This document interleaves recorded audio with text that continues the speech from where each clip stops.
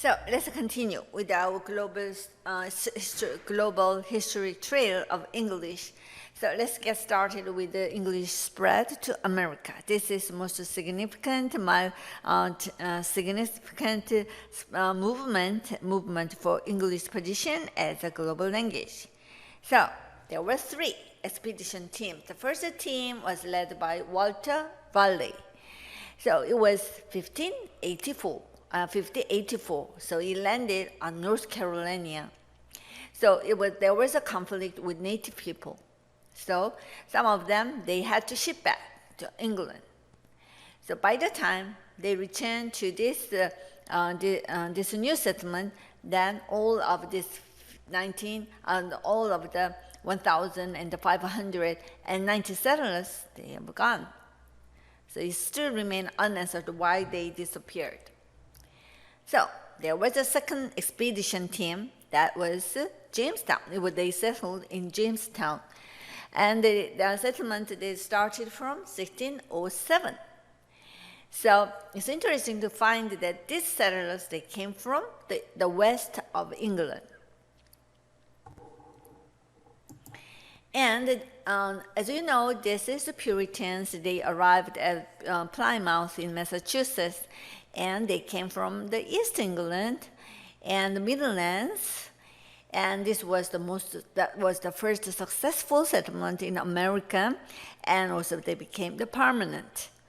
So it includes 35 members of English Separatist Church, and with other 67 settlers, and the ages group is diverse from babies to the adults.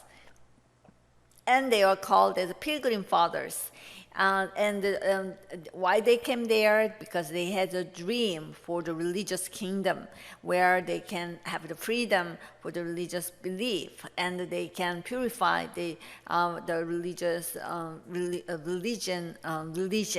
So by 1640, then there were about 2,500 immigrants had come here. So when you're looking at the 3 expedition teams, it's interesting to find that the South Virginia, they came from the West England, and the North settlers in the Plymouth, they came from East England. This is interesting. Why? Because they influenced the English. So, for example, the Plymouth colonists, they came from the east of England, like cities like Kent, London, Midlands, and they have Eastern accent. For example, they have a weak R sound after vowel. For example, like water. And in contrast, the Virginia settlement, and many of them, they came from England, so West Country. So in contrast, they have very strong R sound after vowel, the word water. So as you can see here, that this still influences. This is the why that the American English has 3 different dialects here. The northern New England, they were moving to the Great Lakes. And the Southerners, they were moving along the Gulf Coast and into Texas. Meanwhile, the Midlanders, they were spreading throughout the Midwestern area to California. So there are 3 divisions of dialects of America today. So North region, North dialect, as you know, that is from the New England, and they are from the east of England, and Midlanders, and also the South, they came from the west of England. So this is American. This is a melting pot of country, so there is a lot of linguistic varieties. They characterize the American linguistic scene. So let's take example American immigration, a country of immigration. So let's see on the timeline. In the 17th century, and they began to have immigrants. They brought a variety of languages, and they were Quakers from the Midland. They settled Pennsylvania, New York, and concentrated. And also 18th century, there was some even bigger inflow of immigrants into America. In the Northern Ireland, by 1720s, there were about 50,000 Irish and Scot-Irish immigrants. And by 1776, 1 in every 7 of the colonial population was Scot-Irish. And they began to move inward, and the frontier people, they had a broad accent. And let's move on to the 19th century. In American 19th century is that American immigration was further expanded because there were a lot of people, they fled from revolution, poverty, and famine in Europe. As I said before, that European countries are no longer the place the Europeans, they could have their dream come true. So that's why they needed to leave their homeland, and they had to have a very risky adventure. So they had to cross the Atlantic, and they arrived America because of the famine and the because they were seeking religious freedom. And also the German, they were in Europe at the time, they're politically unstable. So the German and Italians, they stood up against power and authority. But their rebellion, their revolt was failed. So Germans and Italians, they came after the failed revolutions. So in the 19th immigration, let's make a picture in our head as in the American society. So in the south part of America, there was Spanish. There were many Spanish in Texas and area. And also there were Dutch. They occupied New York. And how about German? German, they were living in Pennsylvania and it's the hinterlands. And also the African continued to came to the south in slave trades. So this is the example that New York used to be a Dutch colony. So we have many Dutch traces in English language. And this is a potato famine. As I was said, it was 1840s, and many Irish people, they had made a big decision because they had to leave their hometown because this potato famine forced them to head for America. And then how about German and Italian? They rallied against the power of the government, and they failed. And they had to escape from the political persecution from their homeland. So they were heading for America to make their dream come true. So these are the pictures show that they huddled in masses in a melting pot. And the Central also European Jews, they were also escaping from Europe, and they were heading and they were leaving for America. So in the 18th century, then the English there is something very interesting phenomenon appear. So English in a melting pot, and they begin to be a seed of conflict to begin to grow. On the one hand, there was a need for intelligibility. So what does it mean? So intelligibility is the English. When you're speaking English, you must make yourself understood. If you are a speaker from A country, they talk with the speaker of B country, they should comprehend each other. They should understand each other by speaking English. So this is the need for intelligibility. So this is about how to make yourself understood, and how can you, when you're speaking English, you must comprehend what the other people say. This is why the need for intelligibility. So English is a kind of common access. So English is a communication mean. So you must be able to understand what the other people. So this is the need for intelligibility. So this is why we are studying English. This is why we are spending a lot of money and time, and we are trying to learn the standard English. We need to learn the Oxford English. We need to learn the American English, and we need to learn exactly the same way that the mother tongue speakers are speaking. So this is so-called, the linguistics, they say this is a need for intelligibility. On the other hand, however, there is a different need. Even if we are speaking English, we have the need for identity. Even if we are speaking English, we also want to keep our identity as Korean. So, is there any way that we can reflect our identity as a Korean even when we are speaking English? So, this linguistics, they say this is a need for local identity. So, as we are speaking English, there is two sides that we are always thinking about. One is how to make ourselves understood. That means how to build a bond, how to establish an intelligibility bond with the other English speakers so that we can understand each other. So we must have the common access to English. So there should be no varieties. So we need a unifying medium of communication. So we need a standard English, British English. But however, if you are Korean, if you are Chinese, or you are African, we have a different identity. So if you're trying, sometimes we have a desire to maintain our identity, local identity. So there are two different desires. So the seed of conflict began to grow in the 18th century in America because there is a continuous inflow of immigrants from different parts of Europe, and they are speaking different languages. The Jewish people, they were speaking Jewish, and German people, they were speaking German, but also they were also speaking English. So there were a lot of different nationalities. They were speaking English as a communication means. So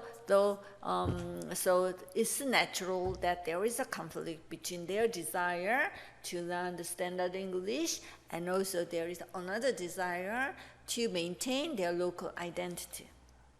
So this is what it is about. So that's why they begin to have emerging the seed of conflict between the two conflicting desires. So here, that this is an interesting point here that by the 18th century, the British English and the American English, they become different. In other words, for example, British, they no longer use some words that were exported to America and are used today. These are the examples, the loan, and the American English, the loan, greenhorn, druggist, sick, apartment, baggage, fall, quit. These are the words that Americans, they use, but British people, they no longer use. They used to use these words, but now they no longer use that. But Americans continue to use that. Then instead of using these words, the British people, they would use the land, fire, dog, chemist, ill, flat, luggage, autumn, and this stop here. So this is one example of the differences between two languages. That's why the Bernard Shaw, a famous, very outstanding Irish author, he said England and America are two different nations divided by common language. So, for example, this is an example of American English. American English, they made new words by adding prefixes or suffixes. These are the examples. Anti-Federalist, anti-Mormon, superstar, superdome, Super Bowl, draftee, selectee, rejectee, tranny. So they added the suffix at the end of the word. And receptionist, and beautician and mortician, they added a suffix at the end of words. And also realtor, rock and roller, a woman's liver, and item. And these are the words that they came from the noun. So itemize, accessorize, demoralize, Americanize. So these are the words that came from nouns. So Americans, they were very flexible enough to make verb from noun, but British would usually found that, wow, this looks very awkward and even ugly.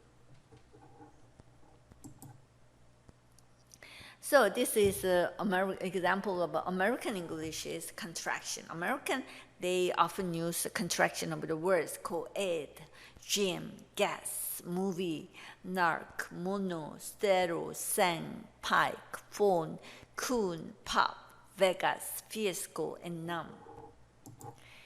And also, the Americans, they're willing to back formation to verb from noun. In other words, they make a verb from noun. So, for example, donation. There used to be only noun. There used to be no verb, but they back formed the verb like donation from donation. And as Americans, they back formed the locate verb from noun location. And American, they back formed the babysit verb that came from noun babysitter. And American back formed the noun, the housekeep, of this verb that came from noun housekeeper. This is back formation from noun to verb. So this is the way the American English is different from British English. And those Americans, they adopted the new words from native Indians. For example, the smoking a pipe of peace, and if she is wearing war paint, that means she is wearing a thick cosmetic.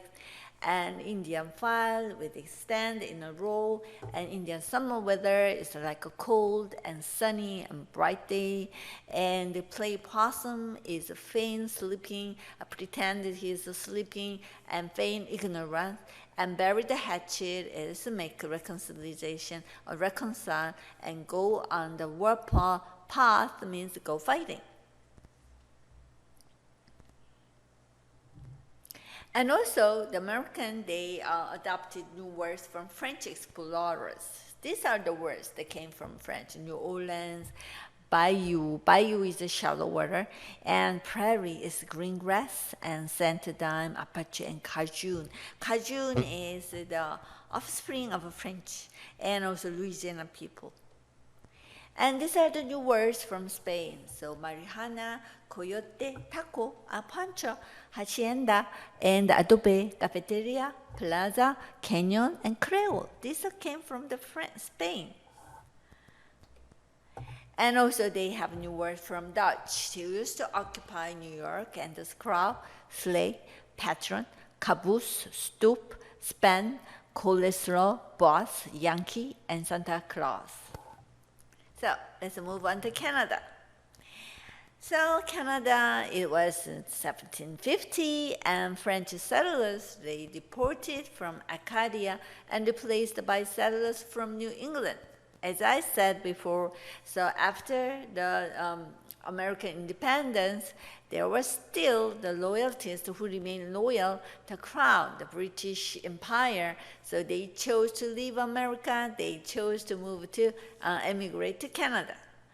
So it was 1497. John reached the Cabo Newfoundland land, but there was always a conflict between French people and the French claims, but however, was surrendered during the 18th century following their defeat in Queen Anne's War in 1702 and the French and Indian War 1754 and 63. So interesting to find the history that French used to be the first settler, but Americans arrived. So French-speaking people were came earlier to France. Canada, but English speakers joined later, and there was a conflict, and there was a fighting, and it was usually the victory of English speakers who subdued the French speakers. So the French was defeated. So it means that if you lost the power in the fighting, that also your linguistic, they can often lead to the linguistic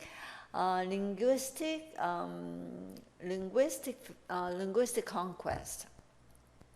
In other words, if you fail to win the war, then you are likely to lose your linguistic power as well.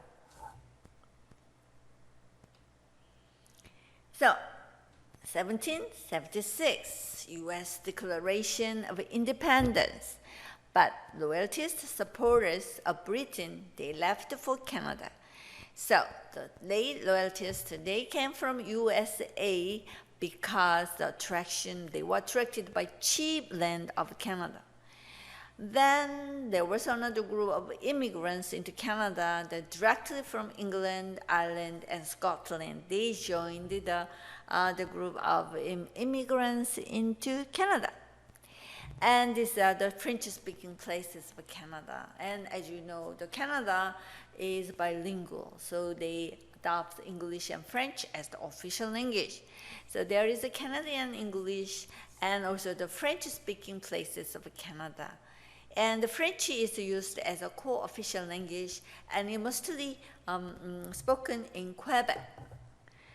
So let's move on Caribbean. Caribbean, as I earlier discussed, a very interesting place because this is Caribbean stories there.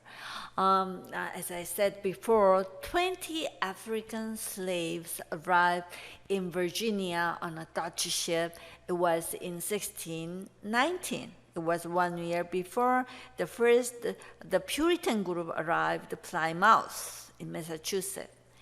And also the Caribbean, the 17th century, there was an Atlantic triangle of journeys, as I already explained. So there was Europeans, they left for West Africa, and they exchanged the cheap goods with the slaves, and they boarded the slaves, and they shipped into the Caribbean island or the American port. And also by 1776, there were already 4 million